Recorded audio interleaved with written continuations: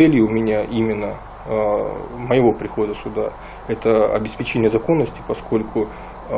первым делом сразу обозначил, когда я пришел на данную должность и, соответственно, приступил к работе с документами, эти были документы, которые поступали в том числе и со стороны надзорных органов. То есть посмотрел я те представления, которые были внесены в адрес департамента со стороны прокурора области, и первые поручения, которые были даны подчиненным работникам, они связаны как раз вот с этими актами реагирования, которые были ранее внесены в наш адрес. Несомненно, что все те отмеченные нарушения, которые были отражены в актах, они будут устранены.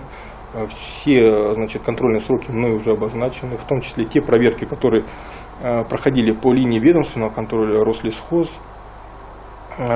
тоже приняты мною для неукоснительного устранения, и, соответственно, сейчас у меня задача стоит разобраться в том числе с деятельностью, экономической деятельностью самого департамента, и для этого я, конечно же, имеются у меня такие соображения о привлечении счетной палаты для того, чтобы оценить экономическое положение в работе департамента. Суммы более чем, я понимаю, что суммы,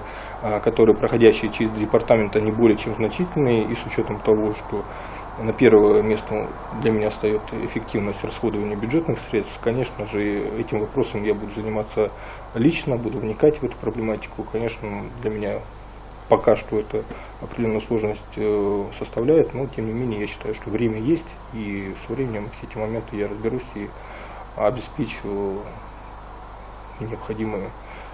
управленческие решения, которые будут, соответственно, обеспечат целевое расходование бюджетных средств.